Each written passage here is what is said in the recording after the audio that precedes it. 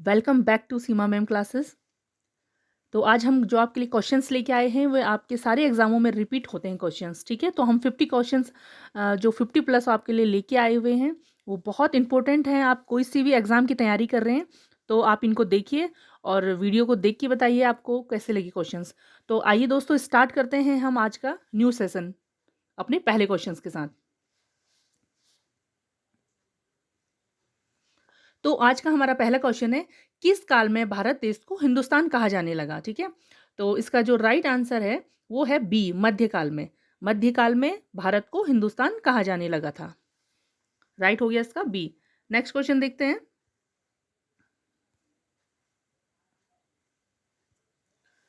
यूनानी भाषा के आधार पर अंग्रेजों ने भारत देश को किस नाम से पुकारा, ठीक है। अंग्रेजों ने यूनानी भाषा के आधार पर किस नाम से पुकारा? तो इसमें दिया है हिंदुस्तान, भारत, इंडिया या इंडिगो। तो उन्होंने पुकारा इसे हिंदुस्तान, ठीक है। जो हिंदुस्तान, हिंदू शब्द जो निकला है वो फारसी भाषा का शब्द है। तो जो इसका राइट आंसर हो गया हमारा ऑप्शन ए, ठीक। नेक्स्ट क्वेश्चन पे चलते हैं। प्राचीन भारत को जानने के स्रोत निम्न में से क्या क्या हैं? तो जो हम प्राचीन भारत के जितने भी इतिहास है, हम वो किन किन चीज़ों से हमने उनको जाना है? तो ऑप्शन दिए हैं इसमें, धर्म ग्रंथ दिया है, ऐतिहासिक ग्रंथ दिया है, वेद दिया है या सभी दिया है। दोस्तों आज की वीडियो थोड़ा लंबी रहेगी, मतलब आधा घंटा या थोड़ा उससे ऊपर रह सकती है, क्योंकि 50 प्लस क्वेश्चन से हैं और जो इंपॉर्टेंट फैक्ट हैं उनको मैं बताते हुए चलूँगी आपको, तो आप साथ में नोट करते हुए भी चलिए। जो इसका राइट आंसर है इसका है सभी। धार्मिक ग्रंथ, ऐतिहासिक ग्रंथ और वेद, इन सभी चीज़ों से हमें प्राचीन भारत के स्रोत की प्राप्ति होती है। तो इसका राइट आंसर हो गया डी। नेक्स्ट क्वेश्चन पे चलते हैं। ऋचाओं के क्रमबद्ध ज्ञान के संग्रह को क्या कहा जाता है? जो ऋचाएं हैं उनके क्रमबद्ध ज्ञान को, जो संग्रह है उसे क्या कहा जाता है, ठीक है। तो इसका जो राइट आंसर है ऑप्शन डी, ऋग्वेद, ठीक है। ऋग्वेद कहा जाता है, ऋचाओं के क्रमबद्ध के ज्ञान के जो संग्रह है उसे ऋग्वेद कहा जाता है। और इसमें 10 मंडल हैं और इसमें 1000, इसमें 1028, ठीक है, सूक्तियां हैं। तो इसका राइट हो गया हमारा डी। नेक्स्ट क्वेश्चन पे चलते हैं। हाथी गुम्फा अभिलेख किस शासक से संबंधित है? तो जो हाथी गुम्फा अभिलेख है काफ़ी इंपॉर्टेंट है, कई बार क्वेश्चनों में रिपीट होता है ये क्वेश्चन, ठीक है। तो ये इसका जो राइट आंसर है ऑप्शन सी, ठीक है। इसका राइट आंसर हो गया ऑप्शन सी। ये इसमें गलत प्रिंट हुआ है, इसका जो है खारवेल बोलते हैं इसे, ठीक है, खारवेल। ये कलिंग का शासक था, ठीक है। हाथी गुम्फा अभिलेख इन्हीं पे बना हुआ है, ठीक है। इसे तिथि रहित अभिलेख भी कहा जाता है, हाथी गुम्फा अभिलेख को। तो इसका राइट आंसर हो गया ऑप्शन सी, खारवेल। अधि जो खारवेल थे उन्हीं पे हाथी गुम्फा अभिलेख लिखा गया है। नेक्स्ट क्वेश्चन है हमारा, प्रयाग स्तंभ अभिलेख किस शासक से संबंधित है? जो प्रयाग स्तंभ अभिलेख है वो किस शासक से संबंधित है? तो वो है हमारा समुद्रगुप्त से। ऑप्शन सी इसका राइट आंसर है, ठीक है। समुद्रगुप्त से प्रयाग स्तंभ लेख संबंधित है, सी। नेक्स्ट क्वेश्चन देखते हैं।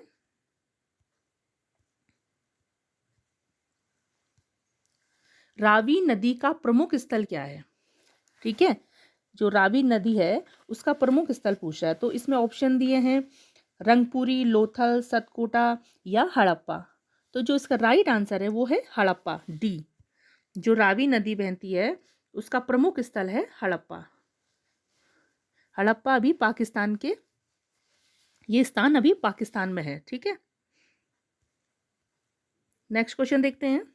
सिंधु सभ्यता के वे लोग तलवार से परिचित थे, ठीक है। तो इसमें पूछ रहे हैं कि वो तलवार से परिचित थे या नहीं। तो जो इसका राइट आंसर है वो है नहीं, क्योंकि इसके कोई साक्ष्य नहीं मिले हैं, खोज में तलवार के कोई साक्ष्य नहीं मिले हैं, तो इसलिए जो सिंधु घाटी के लोग थे वो तलवार से परिचित नहीं थे। तो इसका राइट आंसर हो जाएगा नहीं, ठीक है।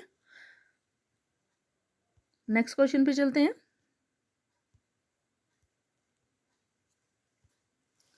महावीर स्वामी ने अपना प्रथम उपदेश किस भाषा में दिया?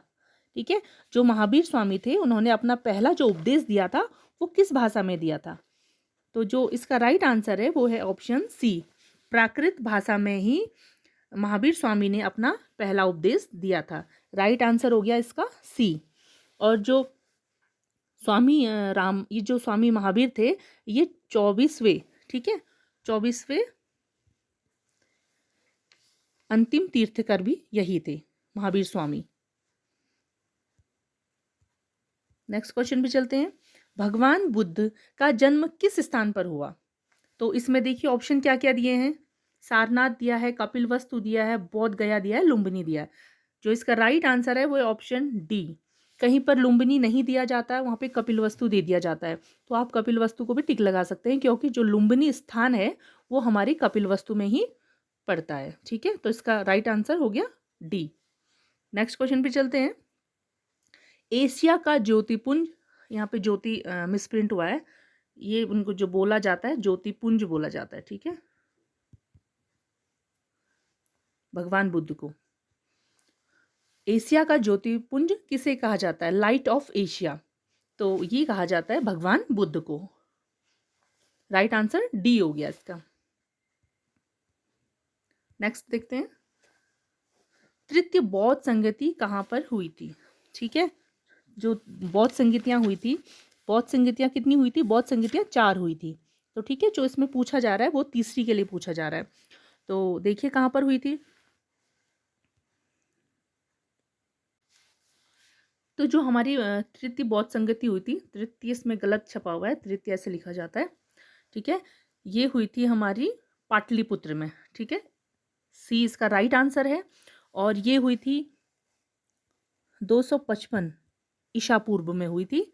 और उस समय जो शासक थे अशोक थे। अशोक महान के समय बौद्ध तृतीय संगति हुई थी। नेक्स्ट क्वेश्चन देखते हैं। शैव धर्म, शैव धर्म में किसकी पूजा होती है? ठीक है, तो शैव धर्म में किसकी पूजा होती है? राम, कृष्ण, शिव या विष्णु? साफ दिख रहा है शैव मीन शैव जो धर्म होता है वो शिव से संबंधित है। ठीक है, तो इसका राइट आंसर हो गया हमारा ऑप्शन सी। नेक्स्ट क्वेश्चन देखते हैं। वामन पुराण में शैव संप्रदाय की कितनी संख्या बताई है? ठीक है, संख्या कितनी बताई है? तो देखते हैं इसका आंसर क्या है। तो जो इसका राइट आंसर है वो है 4। ठीक है, 4 इसका राइट आंसर है। जो वामन पुराण में है उसमें शैव संप्रदाय की 4 संख्या बताई है। तो जो ये 4 संख्या हैं इसमें है, पहला है पाशुपत, ठीक, और दूसरा है काली काप, ठीक है, कापालिक है, कापालिक, और तीसरा हो गया हमारा काला मुख, और जो चौथा है वो है लिंगायत।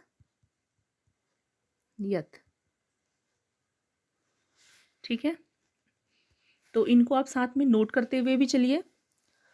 नोट करा हुआ रहेगा तो ऐसे रहता है हमारे रिवीजन के काम आता है वो, और रिवीजन ही सक्सेस की पहली कुंजी है। ठीक है, नेक्स्ट क्वेश्चन देखते हैं। इस्लाम धर्म के संस्थापक कौन है? जो इस्लाम धर्म के संस्थापक हैं, बार बार रिपीट होता है ये क्वेश्चंस भी कई एग्जामों में। तो जो इसके हैं, इसका जो राइट आंसर है वो ऑप्शन डी है, हजरत मोहम्मद साहब।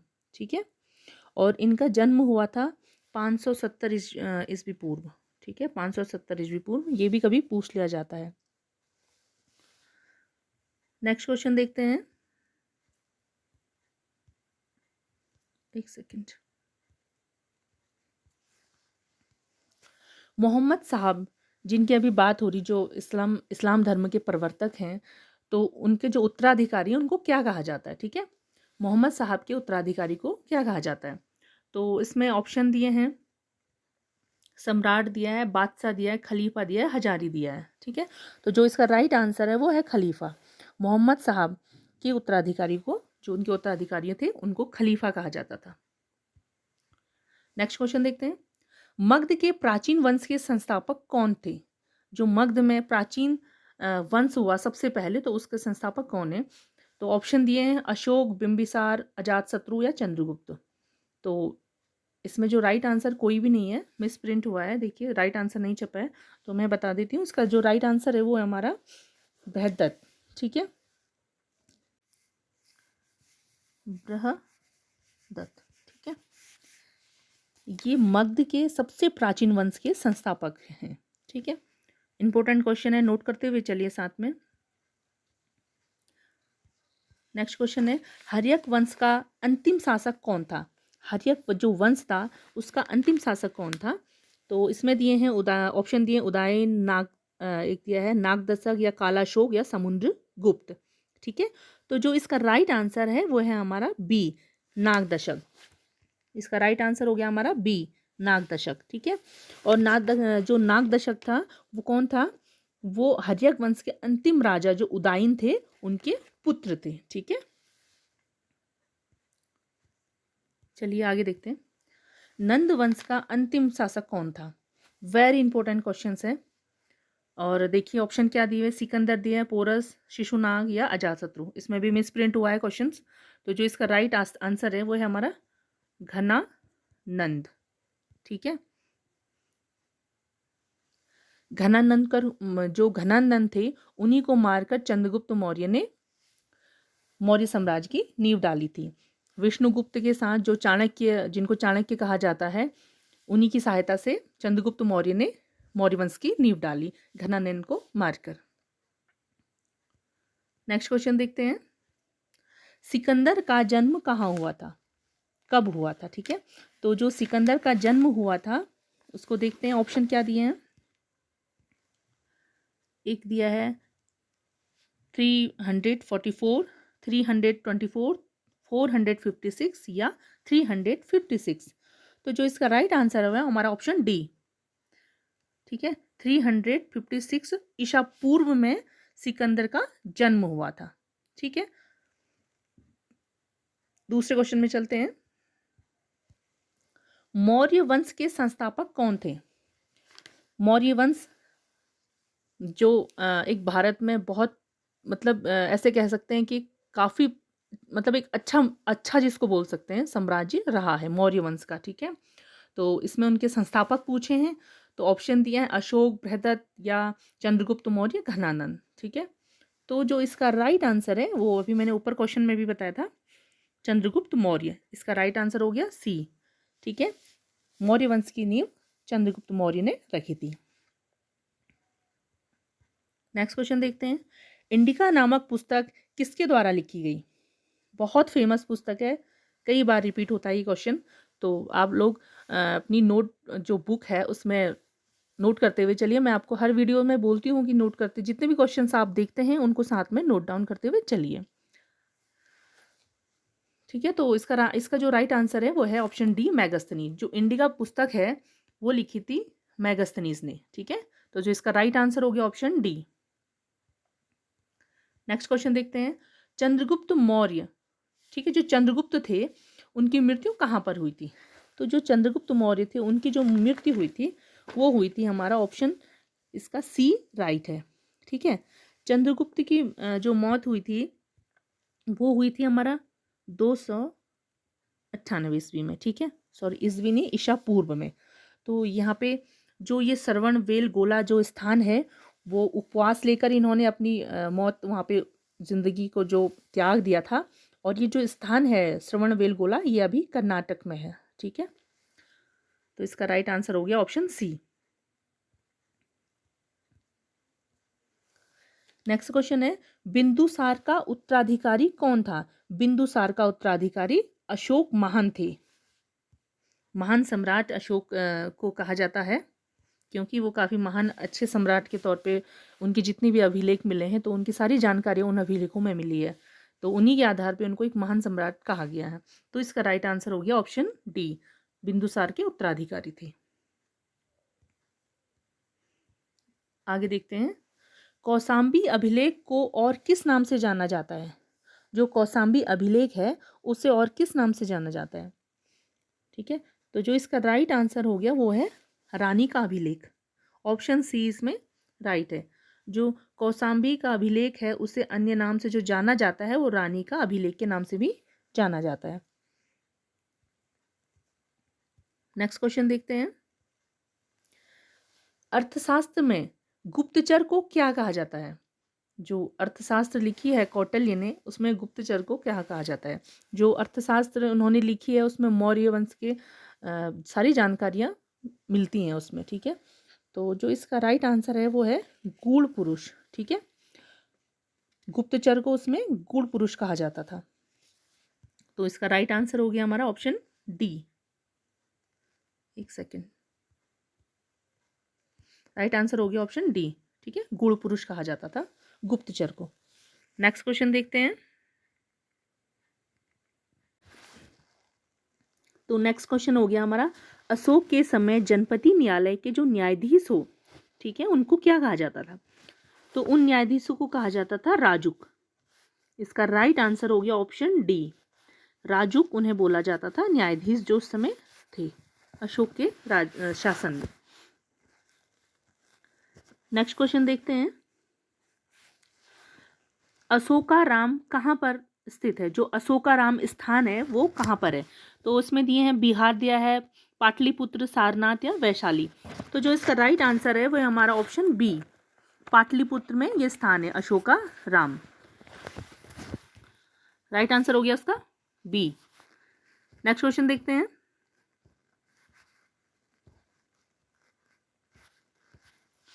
ब्राह्मण साम्राज्य की स्थापना किसने की थी?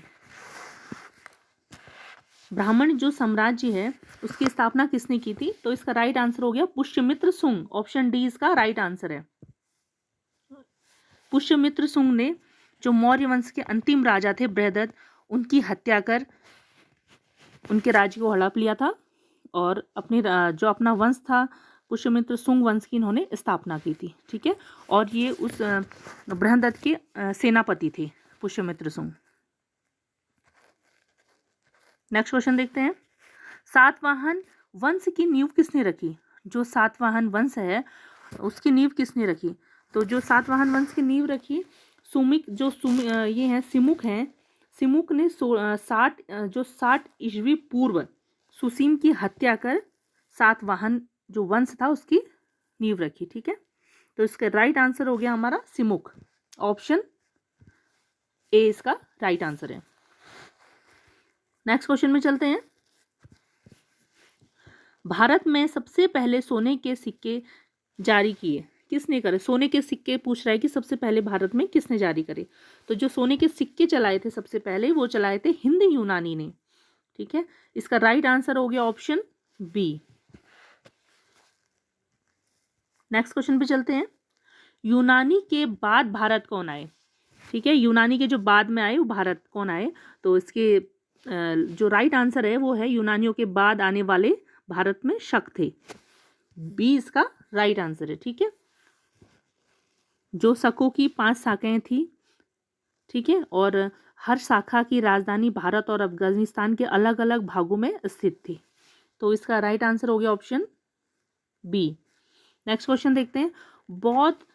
जो चौथी बौद्ध संगति थी उसके शासनकाल, ठीक है, जब उस समय हुआ था तो उसमें राजा कौन था? ठीक है, किसके शासन में बौद्ध जो चौथी बौद्ध संगति थी हुई थी? तो उसका जो राइट आंसर है वह हमारा ऑप्शन डी, कनिष्क के समय में बौद्ध संगति हुई थी चौथी वाली। और ये हुई थी हमारे कुंडलवन में, ठीक है। कुंडलवन नामक स्थान पर हुई थी और कनिष्क के समय हुई थी। और जो उस समय अध्यक्षता करी चौथी बौद्ध संगति की वो करी थी वसुमित्र ने, ठीक है। एक सेकेंड, वसुमित्र ने करी थी अध्यक्षता, ठीक है, चौथी बौद्ध संगति में। आइए अगला देखते हैं क्वेश्चन। निम्न में से किसे बौद्ध धर्म का विश्वकोश कहा जाता है? विश्वकोश, ठीक है, विश्व कोश कहा जाता है। तो ये क्वेश्चन भी कई एग्जामों में रिपीट होने वाला क्वेश्चन है, तो ये सभी को पता होगा लगभग। तो इसका जो राइट आंसर है वह है वसुमित्र। वसुमित्र को ही बुद्ध धर्म का विश्वकोश भी कहा जाता है। नेक्स्ट क्वेश्चन में चलते हैं। चंद्रगुप्त प्रथम का उत्तराधिकारी कौन था? चंद्रगुप्त प्रथम का उत्तराधिकारी था समुद्रगुप्त। राइट आंसर हो गया इसका बी। नेक्स्ट है तराइन का प्रथम युद्ध कब हुआ था। ठीक है, तराइन का जो प्रथम युद्ध है वो कब लड़ा गया था। तो इसका जो राइट आंसर है वो है हमारा ऑप्शन डी इसका राइट आंसर है। ठीक है, तराइन का युद्ध जो हुआ था वो होता 1191 ईस्वी में हुआ था, और ये हुआ था हमारा गौरी और पृथ्वीराज जो चौहान थे उनके बीच हुआ था। इसमें जो विजय हुई थी वो पृथ्वीराज चौहान की विजय हुई थी। ठीक है, इसका राइट आंसर डी हो गया। नेक्स्ट क्वेश्चन देखते हैं, गुलाम वंश की स्थापना किसने करी। गुलाम वंश की स्थापना कब की गई वो भी देख लेते हैं। गुलाम वंश की स्थापना की थी 1206 ईस्वी में। ठीक है, और ये करी थी कुतुबुद्दीन ऐबक ने। तो इसका राइट आंसर हो गया बी, ऐबक ने की थी। कुतुबुद्दीन ऐबक ने इसकी स्थापना करी थी गुलाम वंश की। नेक्स्ट क्वेश्चन देखते हैं, घोड़ा दागने व सैनिकों हुलिया लिखने का जो प्रथा की थी उसकी शुरुआत किसने करी थी। ठीक है, घोड़ा दागने और सैनिकों को हुलिया लिखने की, जो उनका हुलिया था उसको लिखने की जो प्रथा स्टार्ट करी थी वो कौन से शासक ने करी थी। तो वो करी थी अलाउद्दीन खिलजी ने। राइट आंसर है इसका सी। नेक्स्ट क्वेश्चन देखते हैं, मोहम्मद बिन तुगलक ने अमीर ए कोही की स्थापना किसके विकास के लिए करवाई थी। ठीक है, जो अमीर कोही था, जो ये विभाग था उसकी स्थापना हुई थी हमारे, देखिए ऑप्शन क्या क्या है, नहर के लिए, स्थानीय निकायों के लिए, या कृषि के लिए, या सैनिकों के लिए। ठीक है, तो जो इसका राइट आंसर है वो है हमारा ऑप्शन सी, कृषि के विकास के लिए मोहम्मद बिन तुगलक ने अमीर कोही की स्थापना करी थी। ऑप्शन सी इसका राइट आंसर हो गया। नेक्स्ट क्वेश्चन देखते हैं, इक्ता प्रथा को किस शासक ने समाप्त किया। ठीक है, जो इक्ता प्रथा है उसको किस शासक ने समाप्त किया। तो जो इसका राइट आंसर है वो है हमारा ऑप्शन डी। ठीक है, अलाउद्दीन खिलजी। अलाउद्दीन खिलजी ने ही जो इक्ता एक प्रथा थी उसे समाप्त कर दिया था, लेकिन फिर दोबारा जो फिरोज शाह तुगलक हुए उन्होंने इसको दोबारा से शुरू कर दिया इसको। ठीक है, इक्ता प्रथा को। तो इसका राइट आंसर हो गया हमारा ऑप्शन डी। नेक्स्ट क्वेश्चन देखते हैं, विजयनगर की स्थापना कब हुई। वेरी इंपॉर्टेंट क्वेश्चन है, बहुत बार पूछा जाता है एग्जाम में। जो विजयनगर है उसकी स्थापना कब हुई। ठीक है, ये दक्षिण भारत के जो ये स्थान है, जो यहाँ पे जो शासन हुआ तो ये दक्षिण भारत में पड़ता है विजयनगर। ठीक है, जो इसकी स्थापना हुई थी वो हुई थी 1336 में। ठीक है, और ये करी थी हरियर और बुक्का, ये दो भाई थे जिन्होंने इस साम्राज्य की स्थापना करी। ठीक है,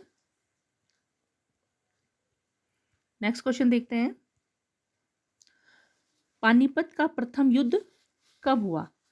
तो देखिए डेट के साथ दिया है, पानीपत का जो प्रथम युद्ध हुआ तो वो कब हुआ, तो देखते हैं कब हुआ। आइए, तो जो इसका राइट आंसर है वो ऑप्शन ए इसका राइट आंसर हो गया, 21 अप्रैल 1526। जो पानीपत का पहला युद्ध लड़ा गया वो लड़ा गया 21 अप्रैल 1526 को। और ये किन किन के बीच हुआ था, ये हुआ था इब्राहिम लोदी व बाबर के बीच में हुआ था। ठीक है, इसमें जो विजय हुई थी बाबर की विजय हुई थी, और इमला जो इब्राहिम लोदी था वो मारा गया था। तो उसी के साथ जो लोदी वंश की समाप्ति हो जाती है और जो बाबर का वंश है वो शुरू हो जाता है। नेक्स्ट क्वेश्चन देखते हैं, सूफी संत को ग्रहण करने वाले को क्या कहा जाता था। जो सूफी को जो सूफी संत होता है जो उसमें जाते थे तो उनको क्या कहा जाता है। ठीक है, तो देखते हैं इसमें राइट आंसर देखिए क्या क्या दे रखे हैं, खान कहा दे रखा है, और मुरीद दिया है, शेख दिया है, और फरीद दिया है। ठीक है, तो जो इसका राइट आंसर है वो हमारा ऑप्शन डी, फरीद कहा जाता था। ठीक है, जो वहाँ पे जाते थे, सॉरी फरीद नहीं, मुरीद कहा जाता है। इसका राइट हो गया हमारा ऑप्शन बी, मुरीद। जो सूफी संत ग्रहण करते थे उनको मुरीद कहा जाता था। नेक्स्ट क्वेश्चन देखते हैं, इंग्लैंड का गृह युद्ध कब हुआ। देखिए जो इम्पोर्टेंट लग रहे हैं उसके थोड़ा फैक्ट जो भी हैं उससे संबंधित फैक्ट हैं उनको मैं आपको बताते हुए चल रही हूँ और आप उनको नोट करते हुए भी चलिए। तो देखते हैं इस क्वेश्चन का आंसर।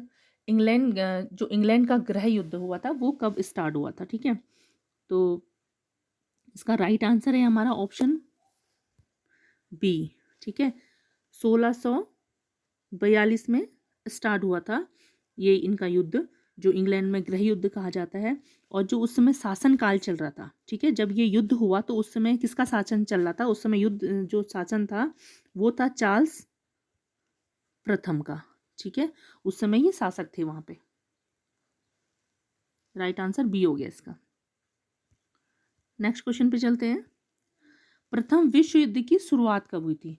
जो प्रथम विश्व युद्ध हुआ था तो उसकी शुरुआत हुई थी हमारा 28 जुलाई 2014 को, ठीक है। और जो ऑस्ट्रेलिया द्वारा सर्वित पर आक्रमण किए जाने के साथ हुई, ठीक है। इसका कारण क्या था? ऑस्ट्रेलिया पर जो सर्वाइव जो आक्रमण हुआ था उसी के साथ इसकी शुरुआत हुई। और जो इसमें भाग लेने वाले जो प्रथम विश्व युद्ध में भाग लिया उसमें कितने थे? 37 देश थे जिन्होंने भाग लिया उस समय। और इसका जो मेन कारण माना जाता है, वैसे उसको माना जाता है प्रथम विश्व युद्ध में जो मेन कारण, जो तात्कालिक कारण बोलते हैं, जो ऑस्ट्रेलिया के राजकुमार थे, ठीक है, उनका नाम बताती हूँ मैं आपको। तो उनका नाम था आर्क, उनका नाम आर्क और ड्यूक, आर्क ड्यूक फर्डिनेंट था, ठीक है। तो इनकी वहाँ पे हत्या कर दी गई थी। तो इस वजह से जो प्रथम विश्व युद्ध लड़ा गया वो इसका तात्कालिक कारण माना जाता है, ठीक है। नेक्स्ट क्वेश्चन देखते हैं। तुर्की को क्या कहा जाता है? ठीक है, जो तुर्की थे उनको क्या कहा जाता था?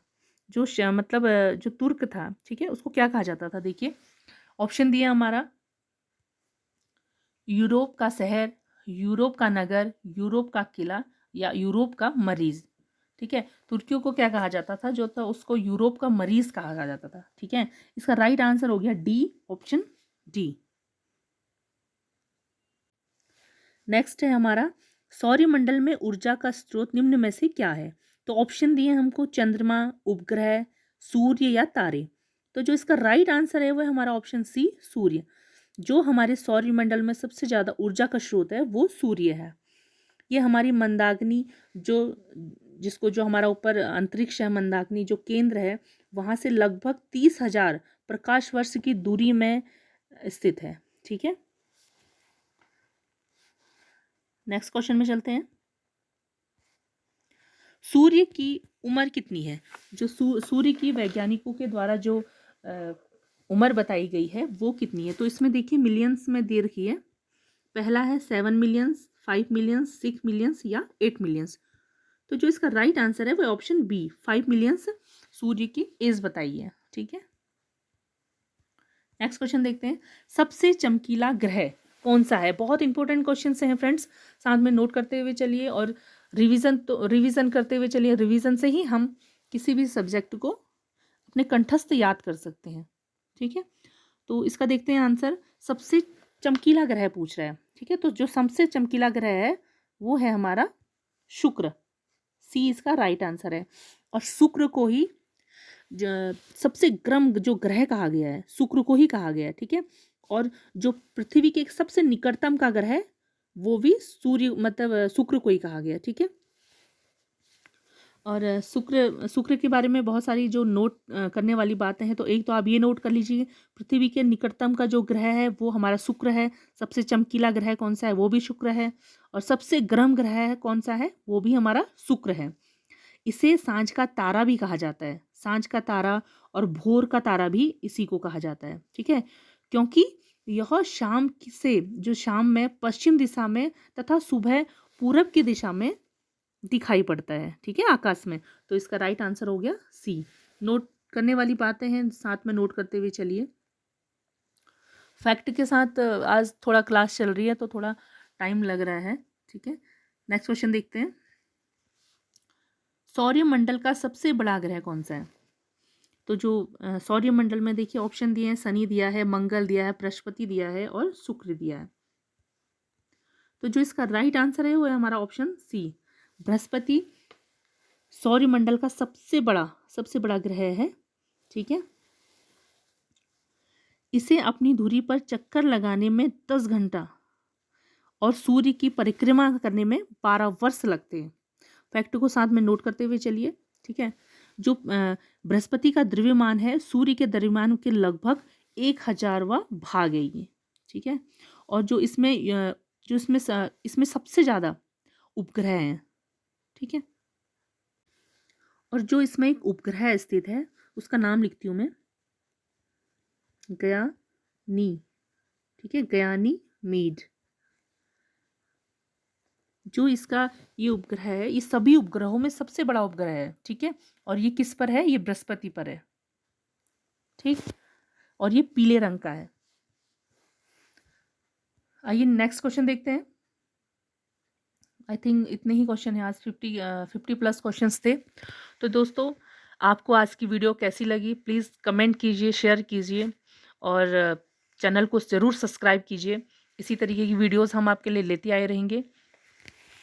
तो मिलते हैं नेक्स्ट वीडियो में। Take care and bye bye.